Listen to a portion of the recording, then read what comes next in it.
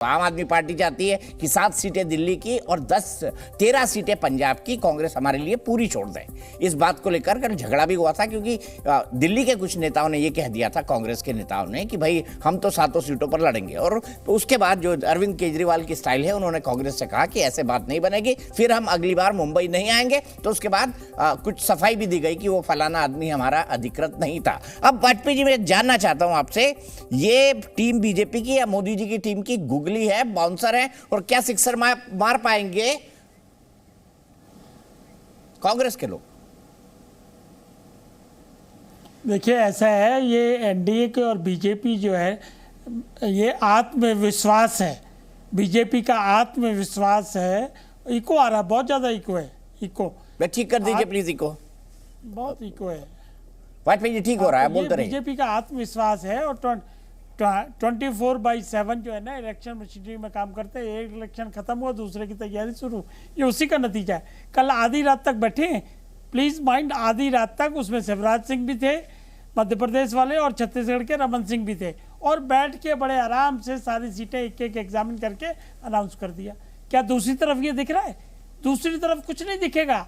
परस्पर विरोध है। और मैं अक्सर इस बात को कहता हूं, कांग्रेस और आपकी लड़ाई ऐसे ही जारी रहेगी, वो कभी नहीं सुलझ सकती, क्योंकि कांग्रेस का वोट जो खाया है वो आपने खाया है।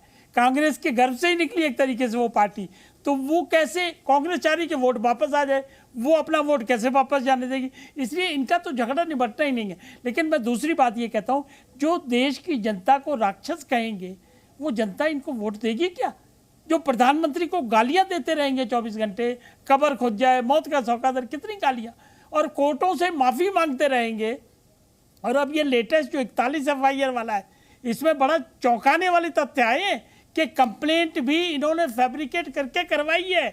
ये कोर्ट में मामला पहुंच जाएगा और अभी और FIR होंगी। तो अगर इस तरह से जनता को गुमराह करने की कोशिश करेंगे तो माफ करना, जनता तो देख रही है छत्तीसगढ़ में क्या हाल है, कैसे बलात्कार हो रहे हैं, कैसे अपराध वहाँ चरम सीमा पे पहुंचा हुआ है, और एंटी इनकम्बेंसी भी है वहाँ बहुत तगड़ी। मामा के खिलाफ नहीं है, मामा गांव-गांव में जाके भांजियों को काम कर रहा है, भांजों को काम कर रहा है, और अपना रिपोर्ट कार्ड दे रहा है। तो ये जो कंपटीशन है इंडिया और एनडीए का, उसमें सबको साफ नजर आ रहा है कि इंडिया कहीं मुकाबले में नहीं खड़ी है। उसका कारण है परस्पर विरोध है, आपस में राजनीतिक मतभेद है, सेल्फ इंटरेस्ट सबसे आगे है सबका।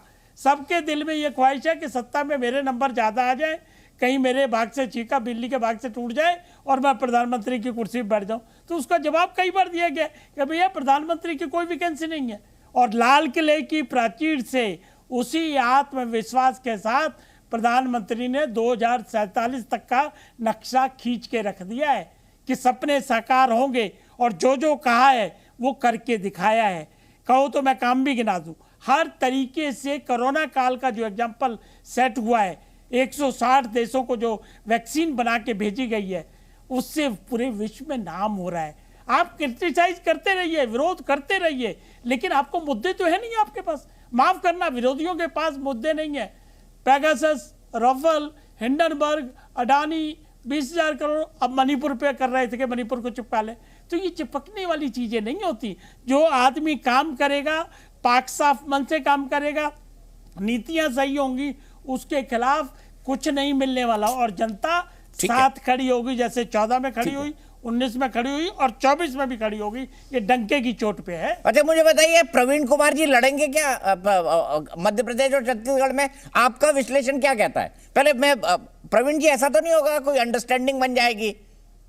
कोई अंडरस्टैंडिंग बन जाएगी, फिर बोलेंगे चलो आप 7 सीट दिल्ली की लड़ लो, 13 सीट पंजाब की लड़ लो, आप मध्य प्रदेश छत्तीसगढ़ में मत खड़े हो। ये तो बार्गेनिंग में आप मास्टर है प्रवीण भाई। कांग्रेस को गाली दे दे के उसी के साथ सरकार बना लिया आपने पहली बार, जो कुछ दिनों चली। देखिए, तो भारतीय जनता पार्टी वाले चाहते ही हैं कि इंडिया के गठबंधन फूट पड़े, और जिस तरीके से कह रहे हैं सर मैं मध्य प्रदेश छत्तीसगढ़ लड़ूंगा। नहीं, हम तो कह रहे हैं, क्योंकि मैंने तो ये भी कहा कि दोनों प्रदेश के इलेक्शन जो है, प्रदेश के इलेक्शन और देश के इलेक्शन, दोनों में बहुत फर्क होता है। वोटिंग अलग तरीके से होती है, लेकिन भारतीय जनता पार्टी लड़ लेंगे तो इंडिया चल थोड़ी पाएगा। ये तो आप इसलिए कह रहे हैं, मैं बताऊं प्रवीण कुमार जी, आप ये चाहते हैं कि पंजाब ये पूरी छोड़ दें, दिल्ली ये पूरी छोड़ दें, उसके बाद आप भी बोलेंगे हम मध्य प्रदेश छत्तीसगढ़ नहीं लड़ेंगे। ये तो आपकी प्रेशर टैक्टिक्स है, आपकी राजनीति ऐसे चलती है। देखिए, आम आदमी पार्टी मध्य प्रदेश में और छत्तीसगढ़ में लगभग 1-1.5 साल से पहले से तैयारी कर चुकी है, और आम आदमी पार्टी लगभग 6 महीने पहले अरविंद केजरीवाल जी ने एक बहुत बड़ी रैली मध्य प्रदेश में भी करी, छत्तीसगढ़ में भी करी, अभी 2 महीने पहले भी करी, इंडिया के गठबंधन से पहले। तो आम आदमी पार्टी की तैयारी जो है, ऐसा नहीं है कि गठबंधन बनने के बाद जो है उसमें कोई फर्क पड़े या पहले से उसके दिखाने के लिए गठबंधन तैयारी कर रहे हैं। आम आदमी पार्टी पहले से ही तैयारी कर रही है, और जिस तरीके से हमने दिल्ली, पंजाब और अलग अलग स्टेट्स में आम आदमी पार्टी ने लड़ा चुनाव, गुजरात में लड़ा, वहां पे हमारे 5 सीटें जीत के, उसी तरीके से हम चाहते हैं कि मध्य प्रदेश और छत्तीसगढ़ में लड़े, और वहां के लोगों को जिस तरीके दिल्ली और पंजाब के लोगों को फायदा मिल रहा है, वहां के लोगों को भी फायदा मिले। लेकिन भारतीय जनता पार्टी इस समय पूरी तरीके से बौखला चुकी है। भारतीय जनता पार्टी के इस बहकी सी बातें कर रही है, बहकी से निर्णय ले रहे हैं वो। आप देखिए, मतलब चुनाव के जब घोषणा हो जाती है और नॉमिनेशन के आखिरी दिन जो है वो अपने कैंडिडेट डिक्लेयर करते हैं, लेकिन भारतीय जनता पार्टी को क्या हो गया, 2 महीने पहले जो कहा था ना अनिल चौधरी जी ने कि दिल्ली में केजरीवाल का काम जीरो है। आप ही के सहयोगी हो अनिल चौधरी, इंडिया वाले, उन्होंने कहा केजरीवाल का काम जीरो है दिल्ली में। देखिए, वो तो दिल्ली की जनता को पता लग रहा है, दिल्ली की जनता को बिजली फ्री मिल रही है, दिल्ली की जनता को पानी फ्री मिल रहा है, अच्छा स्कूल मिल रहा है, अच्छे मोहल्ले के क्लिनिक मिल रहे हैं, दवाइयां फ्री मिल रही है, और दिल्ली की जनता को क्या चाहिए। पूरी तरीके से दिल्ली में जो काम हो रहा है उसी तरीके पंजाब में भी काम हुआ। 30,000 नौकरी, हमने 2 करोड़ नौकरी का वादा नहीं किया, लेकिन पंजाब ने हमने 30,000 नौकरियां जो है 1.5 साल की सरकार में पंजाब की सरकार ने दे दी है। हमने जो है कॉन्ट्रैक्ट एम्प्लॉय को पक्का करने का वादा, ठीक है, झूठा वादा नहीं किया। अरविंद जी, क्विक जवाब आपका, ये क्या कनपट्टी पे बंदूक रख के अरविंद केजरीवाल कल परसों जरूर जाएंगे, लेकिन बाद में जो है वो बोलेंगे कि भाई दिल्ली में 7 छोड़ दो और पंजाब में 13 छोड़ दो। जल्दी से क्विक जवाब 2 लाइन का अरविंद जी, फिर मैं हनुमा जी के पास जाऊंगा। देखिए, ये बोलने की बातें हैं, ना कॉम्प्रोमाइज कोई नहीं होगा, बिल्कुल नहीं होगा। दीपक जी, आप पुराने पत्रकार हैं, आपको सब मालूम है। देखो, लड़ाई है वोट बैंक की, और ये एक दिन की लड़ाई नहीं है, एक राज्य की लड़ाई नहीं है। और इसी वजह से एनडीए में ये लड़ाई सिर्फ कांग्रेस और आपकी नहीं है, और भी छत्रप बैठे हुए हैं।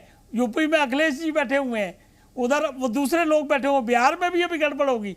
ये इनका देखो, होता क्या है कि जहाँ पे सेनापति अच्छा होता है और सेनापति की बात सब लोग मानते हैं, वहां ये झगड़े नहीं हुआ करते। ठीक है, लेकिन वहां तो सब इक्वल स्टेटस के। ठीक है, हनुमान जी बताइए, दावेदार अगर आम आदमी पार्टी लड़ लेगी तो नुकसान तो आप ही का होगा ना, तो अब क्या करेंगे? 7 छोड़ देंगे दिल्ली की, 13 छोड़ देंगे पंजाब की, यही है चाहते हैं, और इसीलिए केजरीवाल जी दौरा कर रहे हैं कल। दीपक जी, हम प्रतिस्पर्धा की राजनीति में विश्वास रखते हैं, ये लोकतंत्र है। हम किसी भी पार्टी को निपटाने की बात नहीं करते, हम सह अस्तित्व में, को एग्जिस्टेंस में भरोसा रखने वाले लोग हैं, ये लोकतंत्र है। तो मतलब अगर आम आदमी पार्टी लड़ ले आपको कोई तकलीफ नहीं है छत्तीसगढ़ और मध्य प्रदेश में? समझते हैं, मैं आपसे कह तो रही हूं, हम सह अस्तित्व पे भरोसा रखने वाले लोग हैं। एक और बात सुनिएगा कि ये इन्होंने एक शब्द कहा, मणिपुर में चिपकाने की कोशिश कर रहे हैं। कितनी शर्म की बात है। क्या मणिपुर में आज शांति बहाल हो चुकी है? सिर्फ मीडिया डिस्कस नहीं कर रहा, ये हुआ है। आज भी मणिपुर का वो अकर्मण्य मुख्यमंत्री बरकरार है, राष्ट्रपति शासन नहीं लगा है, वहां की जनता को प्रॉब्लम हो रही है। लेकिन एक इतने संवेदनहीन प्रवक्ता को हमने सुना जिन्होंने कहा ये मणिपुर पे चिपकाना चाहते हैं। क्या मणिपुर रियलिटी नहीं है? क्या सच्चाई नहीं है? प्रधानमंत्री जी के भाषण में हमने इतनी लड़खड़ाहट देखी है। लाल किले से पहली बार एक प्रधानमंत्री ने देश का रिपोर्ट कार्ड ना देकर एक चुनावी भाषण दिया है, और लोग ये सब समझ रहे हैं। इसीलिए बार बार जो पोल किए जा रहे हैं कि मोदी जी की लोकप्रियता कितनी बढ़ी की घटी, उसमें हर एक में राहुल गांधी जी को ज्यादा नंबर मिल रहे हैं। और ये मीडिया के लिए भी, मीडिया का वो हिस्सा जो मोदी जी को ही प्रमोट करता है, उसके लिए भी और बीजेपी के लिए भी। और आरएसएस ने तो ऐसे ही हथियार डाल दिए हैं कि मोदी जी की अब कोई लोकप्रियता चल नहीं रही है, मोदी जी की जो भाषा थी वो खराब होती जा रही है।